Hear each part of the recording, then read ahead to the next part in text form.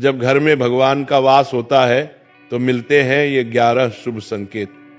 अगर हर सुबह आपको ये संकेत मिलते हैं तो आप समझ ले कि आपके घर में ईश्वर का वास हो चुका है। वो क्या है संकेत, आज हम इसी पर बात करेंगे। भगवान को खुश करने के लिए लोग बहुत सारी पूजा पाठ और व्रत करते हैं। भगवान के आगे सुबह शाम दीपक जलाने से लेकर भोग भी लगाते हैं ताकि भगवान की कृपा उन पर बनी रहे और उन्हें जीवन में किसी भी तरह की समस्या का सामना ना करना पड़े। ये तो हम सभी जानते हैं कि भगवान की पूजा और अर्चना करने से वो हमसे प्रसन्न होते हैं, पर क्या आप जानते हैं कि वो हमें इस बात का संकेत भी देते हैं? आइए जानते हैं इन संकेतों के बारे में, जो आपको ये बताते हैं कि भगवान की विशेष कृपा आप पर है। जब आप पूजा पाठ करते हैं तो ईश्वर का वास आपके घर में होता ही होता है, चाहे वो प्रत्यक्ष रूप से हो या फिर अप्रत्यक्ष रूप से। वो जब घर में वास करते हैं तो आपको महसूस हो ही जाता है। कई बार आप उन्हें देख भी पाते होंगे। कई बार ऐसा होता है कि भगवान तो आपके घर में वास करते हैं लेकिन आपकी कुछ गलतियों से लौट जाते हैं या आपके कुछ कर्मों से वो लौट जाते हैं, क्योंकि उस समय अक्सर लोग ये गलती करते हैं। वो कभी पूजा पाठ करते हैं और फिर छोड़ देते हैं, फिर कुछ दिन बाद पूजा करते हैं, उसे छोड़ देते हैं, तो ये सब सही नहीं होता, इससे ईश्वर चले जाते हैं। ये आपको कभी नहीं करना चाहिए। बहुत से लोग ऐसे भी होते हैं जिनके घर में ईश्वर तो वास करते हैं लेकिन उन्हें स्वयं इस बात का पता नहीं होता और वो स्वयं उनका अपमान करके उन्हें वापस भेज देते हैं, ये कहकर कि मैं ईश्वर की पूजा तो रोज करता हूँ लेकिन तब भी ईश्वर मुझे क्यों नहीं दिखते। तो आपके ये सब क्रिया आपके ईश्वर को रुष्ट कर देते हैं। तो इसलिए आपको आज हम वह संकेत इस प्रवचन में विस्तार से बताएंगे जिससे आप स्वयं जान पाएंगे कि ईश्वर आपके घर में आ चुके हैं। तो आइए जानते हैं उन संकेतों के बारे में। नंबर 1, जब आप सो रहे होते हैं और ब्रह्म मुहूर्त में उठ जाते हैं, हर रोज आपकी नींद इसी समय खुल जाती है। साथ ही यदि ब्रह्म मुहूर्त में ही कोई ऐसा सपना दिखाई देता है, जैसे कि मंदिर में आप पूजा कर रहे हैं, मंत्रों का जाप कर रहे हैं, तो ब्रह्म मुहूर्त में देखे गए ऐसे सपने भी इस बात का संकेत होते हैं कि ईश्वर आपके घर में है। नंबर 2, यदि आपको ब्रह्म मुहूर्त में ही शंख की आवाज सुनाई देती है, मंत्रों की आवाज सुनाई देती है, घंटियों की आवाज या कोई नाम, जैसे कि कोई आपसे राम राम कह रहा है, ऐसी आवाजें अगर आपको सुनाई देती हैं तो ये दूसरा संकेत होता है जिससे ये पता चलता है कि भगवान आपके घर में आ गए हैं। नंबर 3, जब भी आप सुबह सुबह नहा धोकर तैयार होते हैं तब आपको एक अलग सी सुगंध आती है, एक अजीब सी सुगंध होती है जो आपके घर में किसी को नहीं आती, केवल आपको महसूस होती है। ये ना तो किसी इत्र की सुगंध होती है और ना ही किसी अगरबत्ती या अन्य किसी चीज की, बस आपको ये अजीब सी महक आती है। ये सुगंध आपके मंदिर घर में से आती है। अब वो घर में जिस जगह होगा वहीं आपको ये महक आती है, और जितना आप अपने घर के मंदिर के पास जाते हैं उतनी आपको महक ज्यादा आती है। दोस्तों, ये महक देवी देवताओं की होती है, जिससे आपको ये पता चलता है कि ईश्वर आपके घर में वास कर चुके हैं। अब जो नकारात्मक ऊर्जा होती है, जब इनका घर में आगमन होता है तो आपको घर के भीतर दुर्गंध आने लगती है, लेकिन जब ईश्वर का वास होता है तो सकारात्मक ऊर्जा का प्रवेश होता है, आपको सुगंध आने लगती है। ये महक बहुत ही अच्छी होती है, प्यारी सी होती है, मीठी सी होती है, जो आपका मन पूरी तरह मोह लेती है। नंबर 4, जब भी आप पूजा करने जाते हैं तब उसी समय यदि कोई जीव यानी कि कुत्ता, बिल्ली, गाय या फिर अन्य कोई भी व्यक्ति भिक्षु आपके द्वार पर आ जाता है, और ये आपके साथ हफ्ते में 3-4 बार लगातार हो रहा है कि आपकी पूजा करते समय में ही वो आ रही हैं, तो इसका मतलब है कि ईश्वर आपके घर में दस्तक दे रहे हैं, उनका आगमन हो रहा है। क्योंकि जो गाय होती है वह भी माता का स्वरूप होती है, कुत्ता भी भैरव बाबा का प्रतीक माना जाता है, या फिर कोई याचक आता है तो वो भी ईश्वर के किसी न किसी रूप में आ रहा है। तो हमें कभी भी उन्हें भगाना नहीं चाहिए, बल्कि उन्हें संतुष्ट करना चाहिए, अर्थात उन्हें भोजन करवाना चाहिए, उन्हें सम्मान देना चाहिए। पैसे का या अन्य किसी चीज का दान करना अलग बात है, लेकिन सबसे बड़ा दान भोजन का, पानी का माना जाता है। नंबर 5, अगर आपको रात में नींद के दौरान बार बार सपने आते हैं और सपनों में मंदिर, भगवान की मूर्ति या फोटो दिखाई देती है, तो इसका मतलब है कि आप पर भगवान की कृपा बनी हुई है। कई बार ऐसा होता है कि आप किसी चीज को लेने के लिए आगे बढ़ते हैं, लेकिन लेते वक्त आपके मन में उसे लेकर कुछ संशय आ जाता है। सब कुछ ठीक होने के बाद भी कुछ ऐसा होता है कि हमें उस फैसले को लेने से मन रोकता है। इसका मतलब ये माना जाता है कि आपके साथ किसी दैवीय शक्ति का आशीर्वाद है, नंबर 6, जिन लोगों पर भगवान की कृपा होती है, वह अमीर हो या गरीब, उन्हें हर जगह सम्मान मिलता है।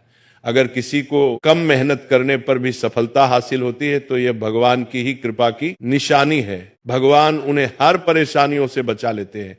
जिन लोगों से भगवान खुश रहते हैं वह हर परिस्थिति में खुश रहते हैं। उनके जीवन में भले ही कितने दुख क्यों ना हो, वह हमेशा खुशी रहते हैं। उन्हें कभी भी किसी भी परेशानियों से डर नहीं लगता। वह हर मुसीबत को आसानी से पार कर लेते हैं। नंबर 7, उल्लू दिखना है शुभ। हिंदू धर्म में उल्लू को काफी अहम दर्जा दिया गया है। उल्लू को माता लक्ष्मी का वाहन माना जाता है।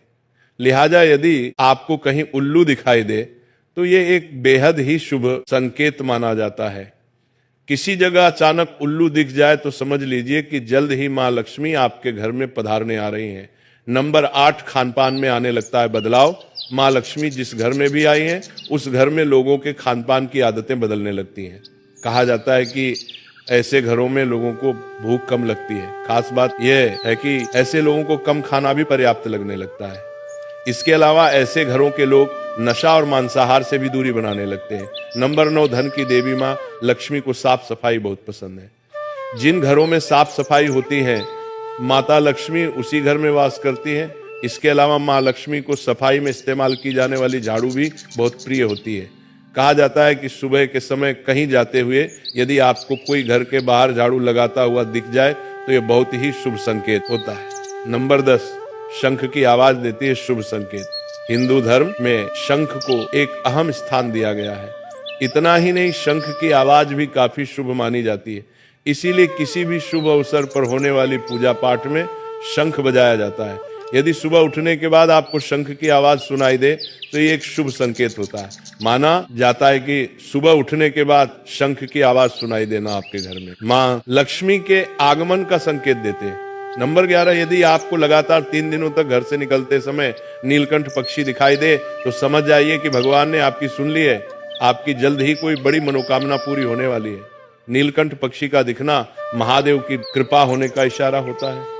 यदि आपके घर के सामने अक्सर सफेद गाय आने लगे या किसी दिन सफेद गाय आपके घर के सामने आकर अपने बछड़े को दूध पिला दे तो ये देवी देवताओं की आप पर कृपा होने का साफ इशारा है। ये बताता है कि आपकी पूजा प्रार्थना सफल हो रही है और आपके जीवन की सारी समस्याएं दूर होने वाली हैं। भगवान आपके सारे कष्ट और बुरे दिन खत्म करने वाले हैं। नंबर 12, यदि घर के मुख्य द्वार के आसपास चिड़िया घोंसला बना ले तो ये बहुत ही शुभ संकेत होता है। ये इस बात का प्रमाण है कि आपकी पूजा सफल हो गई है। चिड़िया और उनके बच्चों को गलती से भी ना सताएं, बल्कि उनके लिए दाना पानी रखें। यदि पूजा करते समय आप इतने भावपूर्ण हो जाएं कि आपकी आंखों से आंसू निकलने लगे तो ये इस बात का संकेत है कि ईश्वर ने आपके मन की पुकार सुन ली है। नंबर 13, आप सुबह पूजा करने के बाद घर से बाहर जाएं तो कहीं आपको बंदरों का झुंड दिख जाए तो ये भी बताता है कि आपकी पूजा सिद्ध होने वाली है। आप पर भगवान मेहरबान हैं। कोशिश करें कि उन बंदरों को भोजन दें। यदि आपके घर में बिना किसी अगरबत्ती, रूम स्प्रे या आर्टिफिशियल फ्रेग्रेंस के इस्तेमाल के भी घर में खुशबू और ताजगी महसूस हो तो ये समझ लें कि आप पर ईश्वर की कृपा है। साथ ही जल्द से जल्द आपके दिन फिरने वाले हैं। नंबर 14, पूजा के दौरान घर में किसी अतिथि का आना भी भगवान की कृपा का संकेत है।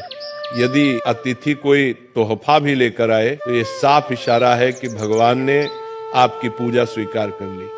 यदि पूजा के समय जलाए हुए दीपक की लौ अचानक से तेजी से जलने लगे तो समझ जाइए कि आपकी पूजा सिद्ध होने वाली है और ईश्वर की कृपा से आपके दुख भरे दिन जल्द ही दूर होने वाले हैं। अगर अक्सर आपकी नींद सुबह 3 बजे से 5:30 बजे के बीच यानी कि ब्रह्म मुहूर्त में खुले तो ये भी ईश्वर का संकेत है कि भगवान आपकी भक्ति से प्रसन्न है। नंबर 15, जिस व्यक्ति की नींद अचानक से बार बार रात के 3 बजे के बाद खुलती है तो इसे मामूली बात ना समझे। यह संकेत बहुत ही शुभ माना जाता है। ऐसा माना जाता है कि रात के 3 बजे के बाद देवी देवताओं की शक्तियां जागृत हो जाती हैं जो कि आपसे बहुत कुछ कहना चाहती हैं। ऐसे में आपका बार बार 3 बजे के बाद उठना कामयाब होने का संकेत है।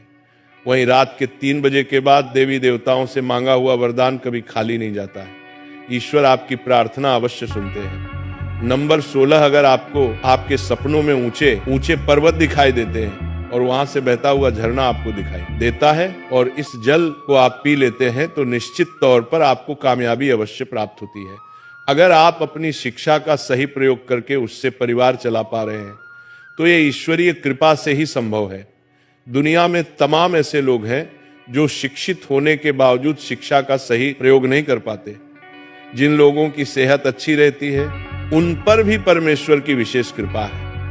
सेहत खराब होने से सिर्फ आपके शरीर पर ही असर नहीं पड़ता बल्कि काफी आर्थिक नुकसान भी होता है। इसलिए निरोगी काया प्राप्त किए लोगों को खुद को भाग्यवान मानना चाहिए। यदि आपको जीवन में सुयोग्य जीवन साथी मिला है तो यह भी परमेश्वर की कृपा से ही संभव है। एक अच्छा जीवन साथी आपके पूरे जीवन को खुशहाल बना सकता है, लेकिन अगर जीवन साथी खराब मिल जाए तो पूरी लाइफ झगड़े और क्लेश के बीच गुजरती है। नंबर 17, अगर किसी व्यक्ति की संतान आज्ञाकारी है तो यह भी परमेश्वर की ही कृपा है, वरना आज के युग में ज्यादातर लोग अपनी संतान की वजह से ही दुखी हैं। सही गलत के बीच अंतर करने की क्षमता जिन लोगों के पास है उन पर उनके इष्टदेव का आशीर्वाद होता है। भगवान के दर्शन सपने में करने वाले लोगों पर भी देवी देवताओं की कृपा होती है, वरना परमेश्वर को देख पाना हर किसी के लिए संभव नहीं होता। जिस व्यक्ति का क्रोध पर वश है, जिसका मन शांत रहता है, जो हर परिस्थिति से सामान्य रहकर निपटना जानता है, ऐसे लोगों पर ईश्वर का हाथ होता है, तभी यह संभव हो पाता है। नंबर 18, भगवान हमें अपने वास्तविक रूप में दिखाई नहीं देते हैं, लेकिन कुछ लोग ऐसे भी होते हैं जिन्हें भगवान के तुल्य माना जाता है। इनमें माता पिता, गुरु या ब्राह्मण है। इनमें से कोई भी व्यक्ति पूजा के दौरान आपके घर में प्रवेश करता है तो ये बहुत शुभ माना जाता है। आपको उन्हें घर से खाली हाथ नहीं लौटना चाहिए। पूजा के दौरान अगर भगवान की मूर्ति या प्रतिमा से कोई फूल या माला आपके पास गिरकर आ जाए तो ये बहुत ही शुभ संकेत है। इससे पता चलता है कि भगवान की कृपा आप पर बनी हुई है और आपकी मनोकामना जल्द ही पूरी होने वाली है। ये तमाम जानकारी जनरुचि को ध्यान में रखकर दी जा रही है। ज्योतिष और धर्म के उपाय और सलाहों को अपनी आस्था और विश्वास पर आजमाएं।